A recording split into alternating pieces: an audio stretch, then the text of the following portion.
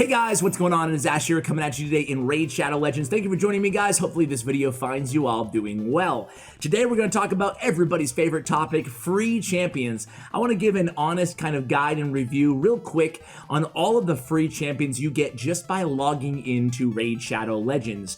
There's been other ways to get free champions. There's been easier fusions in the past. There has been on the free track of the Battle Pass, you get a free epic champion. The first season it was Ursine Ironhide. I'm not going to include him in my list because the Battle Pass isn't there anymore for Season 1. Season 2 with the next patch should be coming soon, and we'll see what free epic champion we get that time. But for now, I'm not going to include him, or I'm not going to include the Amazon Prime champions because, again, I mean, it wasn't free. You had to actually have Amazon Prime, but there was Ultimate Gaelic, who I think was the best out of the three, and then Vala, and then Whisper. They're all actually pretty solid, but I do think that personally, Ultimate Gaelic, some people might say Whisper, is my favorite out of those champions. And then a nod as well to Arbiter, who you get from completing your missions, but I would not say she is free to play because you do have to clear some level 20 dungeons to get there. So, you know, I'm not going to include her. I'm just going to include the strictly the free champions just by logging in. Now, with the daily login rewards,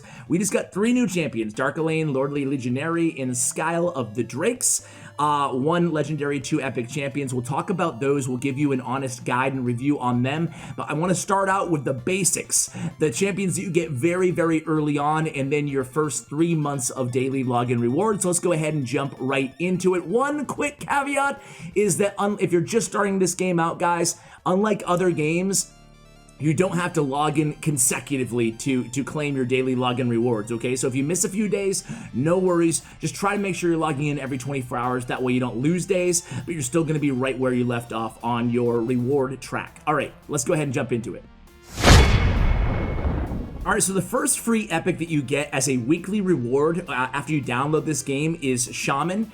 Shaman is an interesting champion. I'm tempted to just go in there and say she sucks because she really does compared to most epics inside the entire game.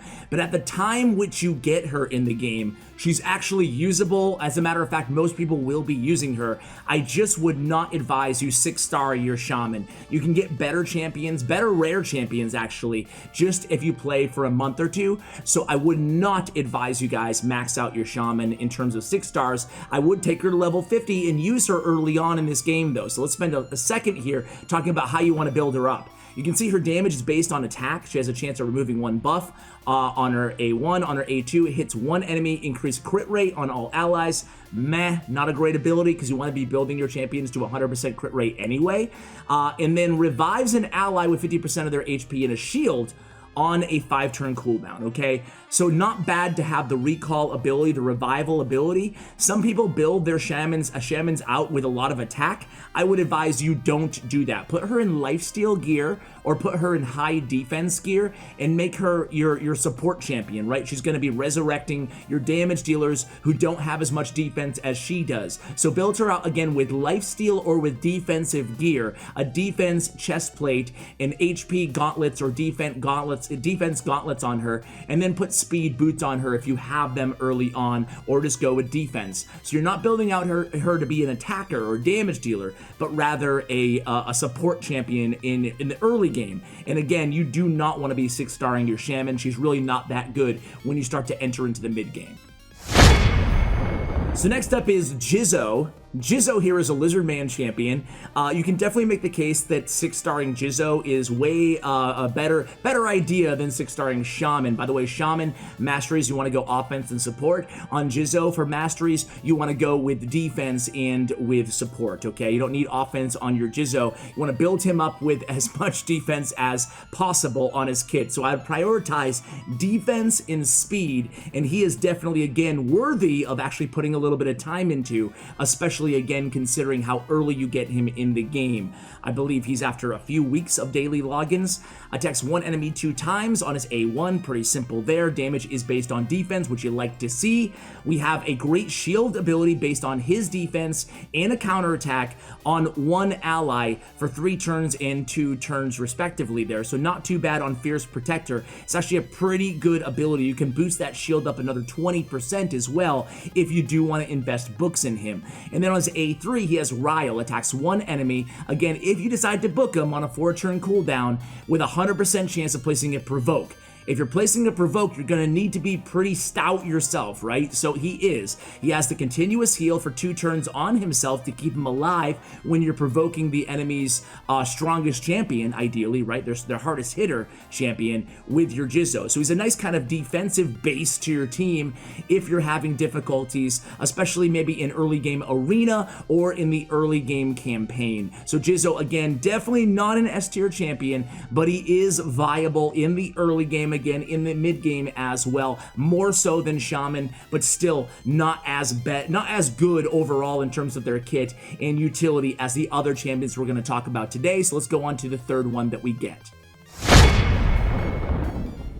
So after 30 days of playing this game, you get Hikatoon. Hikatoon is one of the best epic champions, certainly one of the most notable speed champions and most easily accessible speed champions.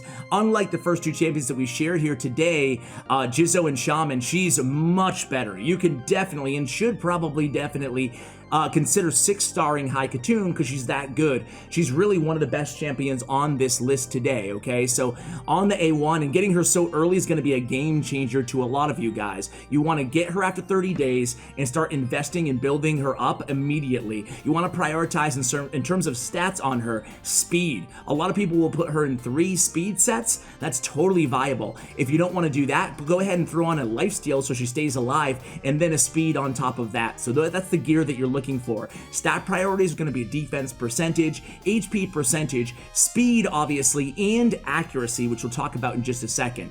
So she has a decreased speed debuff on her A1 on a single target. On the A2, she has fills a turn meter of all allies by 15%, place a 30% increased speed buff on all allies for 2 turns on a 3-turn cooldown. You definitely want to book out your Hikatoon until you get the Rally the Horde ability down to a 3-turn cooldown. Definitely the best champion on this list in terms of investing your epic books, your tomes into, okay? And then on the A3, attacks all enemies and AoE attack on a 4-turn cooldown when booked. 50% chance of decreasing the turn meter by 15%. Again, it can be booked up to 75%, and you do need accuracy to debuff or to affect the turn meter negatively of the opponents. That is based on accuracy. That's why you want to make sure you're at least in the early game putting about 100 to 150 accuracy on your Hikatoon if you can make it happen with the gear. Some people can't do that in the early game and they just build her out with speed, and that's fine too. It's okay if you're not landing all of this shamanic lightning. But, to get the full value out of the champion, it's actually a good ability. Helps with your crowd control a little bit in the mid game. I would advise putting a little bit accuracy on your Hikatoon. So that's Hikatoon. In terms of the masteries on Hikatoon, you basically just want to make sure you're going on the support tree and the offense tree. You can go all the way down to War Master on your Hikatoon as well, putting that extra damage on the A1. After 60 days of playing this game, you get Yaga the Insatiable, a Force Affinity Skinwalker champion. Now, Yaga is a great clan boss option, and just when you're unlocking him in the game, it's usually when you're starting to optimize your clan boss team and add that nice poison layer, and that's exactly what Yaga does. So on his A1, attacks one enemy, 40% chance of placing a 5% poison debuff for 2 turns. You want to build him out with a lot of accuracy and a lot of defense, guys. Accuracy and defense should be your priorities. Attacks one enemy 2 times on his A2. Each has a 50% chance of placing a 5% poison for 2 turns again. So another poison, strong version of poison on his A1 and his A2. On his A3, it's just a single target hitter, but it's going to do 25% more damage to targets under poison. So you guys are already seeing why he's completely viable for clan boss, especially in the mid game up until brutal clan boss. After that, you can probably usually have access to a stronger poisoner, but Yaga's definitely formidable, especially in the mid game on clan boss. So if you need a poison layer for clan boss, Yaga is 6-star worthy. Depending again on what the rest of your champions look like. The fact that he's free, he's pretty easy to build out. I would advise you guys consider him if you're lacking that poison dealer. And again, you want to be going support for the accuracy, and you want to be going offense in his masteries for the War Master if you want to build it all the way out.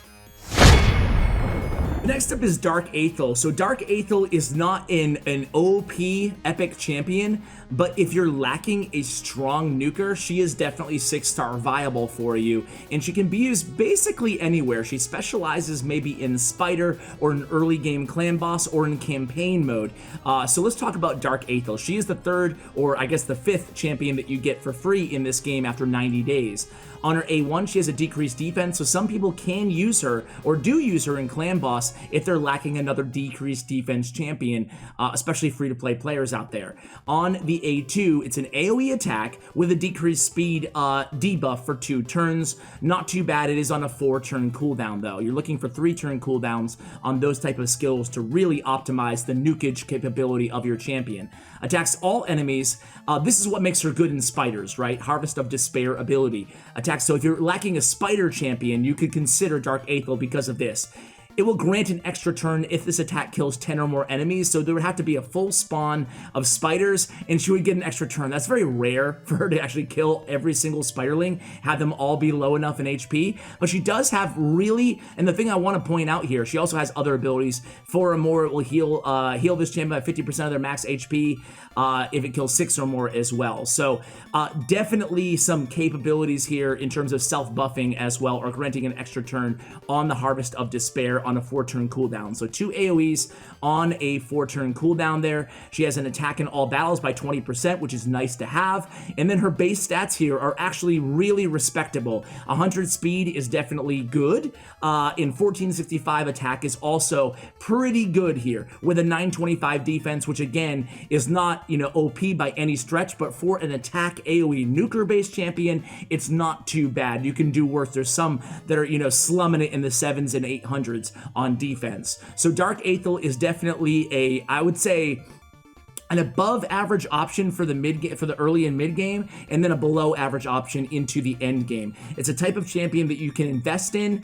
You might be able to even get by without masteries on your Dark Ehlain, but if you want to go masteries, you want to go support and offense, and you want to end on deadly precision if you're going to be using her in campaign and spiders, so the increased crit damage, or war master if you're going to use her in clan boss. So that is Dark Ehlain. So next up is Dark Ehlain. I actually have her all built out, so I might as well flex my Dark Ehlain on you guys. I love you guys. If you've been watching the channel for a while, you know how much I love Dark Ehlain. She's one of my favorite champions in the game. She's a great anti-freeze option. I use her on my main arena team for when I'm facing Torment, and I use her in the in Ice Golem. So she's really, really solid. She has 2 active abilities, one that just decreases target's max HP by 30% of the damage inflicted, and then Death's Majesty, which is a great AoE attack. Both of these attacks scale pretty well, so she can put out a lot of damage and be really, your main nuker on some comps. Increase attack on her for 2 turns, then attacks all enemies, 50% chance of placing a 30% decreased speed debuff for 2 turns, which is helpful as well. The decreased speed, I feel like, is a very slightly underrated debuff in this game. People love the turn meter, they love the stuns, those are all great, don't get me wrong, but decreased speed has a pretty solid effect against minion waves as well. It's something that is, again, a little underappreciated in my opinion.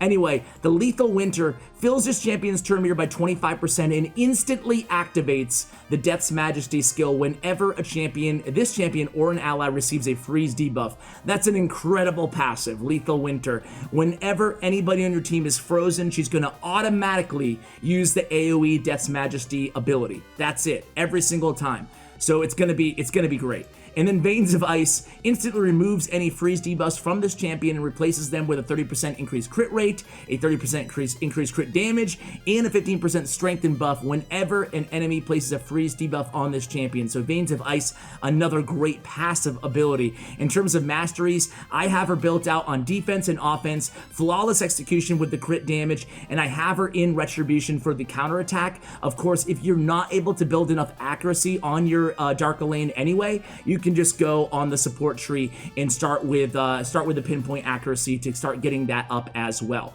So there's really no wrong method to go with your Dark Ehlain in terms of masteries, but that's how I chose to build her up. In terms of stats, you can see my overall stats here. I'm looking for a very high attack. She's kind of a glass cannon a little bit, right?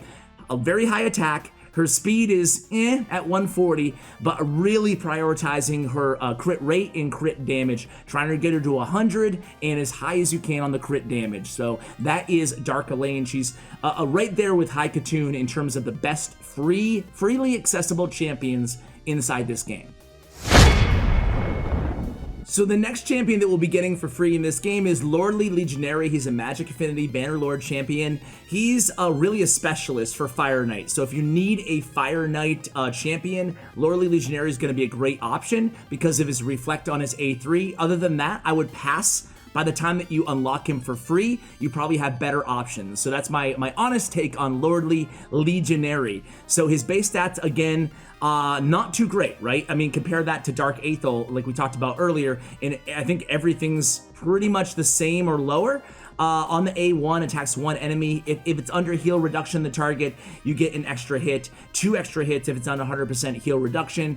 On the A2, attacks one enemy, has a 100% chance when booked of placing a decreased defense for 2 turns, decreases target's turn meter by 20% if the speed is a debuff is placed.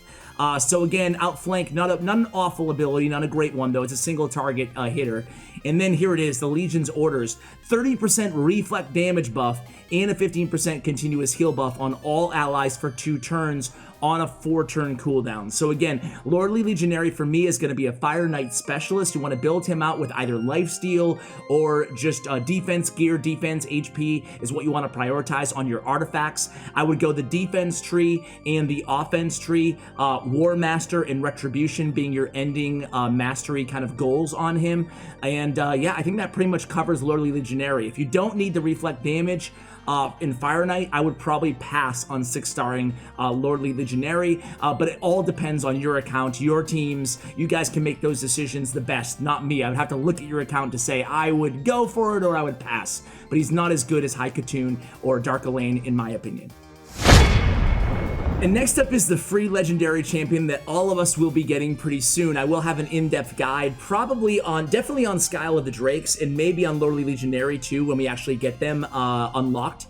Or those of us who have been playing the game before that last patch with the extra time was released. So Scyl of the Drakes is actually a really good legendary champion. I wouldn't put her the very, very top tier, but just a notch below. I would put her like A tier, not S tier. And she's good everywhere. I like her versatility. You can basically use her on a lot of your different teams, and I bet when she's released that a lot of you guys will be using her on your main team in a variety of different areas. From Spider's Den to even Arena, she can be used. She has a little bit of everything in her kit, and she is defense-based, so attack percentage is useless on your Scyl of the Drakes. Don't need attack percentage at all, don't need attack stat at all, okay? So you will notice her speed for legendary is a little on the low side if I'm being picky here at 95. Her defense is high, but not as high as her sister in her faction, Valkyrie, not nearly as high, a few hundred points away. And then the hit points are okay. So her base stats are not the best, so that does detract a little bit from the overall value of this champion. Anyway, her kit is really good. Attacks one enemy, 20% chance of placing a decreased speed debuff for 2 turns. Also has a 30% chance of decreasing the target's turn meter by 15%. Can be booked up the chances there as well. On the A2, it's an attack all enemies 2-time ability. Each hit has a 20% chance of placing a stun for 1 turn. That can be booked up to a 35% chance on a 3-turn cooldown, and you're hitting them all 2 times. When it says each hit, means that, you know, you have a 35% chance when booked 2 times per champion because she's hitting them all twice. So a really nice 3-turn cooldown CC ability in her kit. I really like that. If I can get greedy, it'd be really nice if this was like a, I don't know, 35% chance. She'd be too OP, and then you could book it up to 50, and then she'd really be insane. But still, I think that this is a high 35% on a 2-time hitter is high enough for her to be landing more stuns more often than not, and thus a capable crowd control champion. And then she has a Phoenix Rite, which is a revival on her A3. So a 4-turn cooldown, 4 when booked, 6 without books. Revives an ally with 50% HP and a 50% ally protect on them for 2 turns. So nice to have that revival in there as well. And she heals all allies on a passive by 10% of their max HP at the start of each turn. also places 30% increased speed buff on a random ally for 2 turns, and this is happening every turn on her passive. So a beautiful passive to have to kind of round out her kit as a true support and defense-based crowd control champion in Scyl of the Drakes. You can put her in defense gear. Obviously, you are putting her in as much defense as you can possibly put on her, similar to Valkyrie, right? So you can put a little bit of, a little bit of accuracy on her as well to land these stuns. So especially at the time that you unlock her in the game, you're going to be aiming for at least 200 accuracy depending on where you're using her. If you want to use her in arena, you want to use her, heck, in, I don't know, clan boss or something like that as a support champion, you're going to want to build her closer to 300 accuracy if you can. We're talking end game here. Those of you who just, you know, get her, but you only, maybe she's your first champion, legendary champion that is, you can just build her with high defense and try to load some accuracy on there when and as you can as well. Lifesteal gear also works on her if you want as well. So there we go, guys, because of her ally protect. So there we go, guys. Those are the free champions and Raid Shadow Legends that you get just by logging in the game. So I hope you enjoyed this video. Subscribe if you did. I have daily content uploaded here for Raid Shadow Legends. Thank you for watching all the way till the end, guys. I appreciate you, and as always, take care, guys.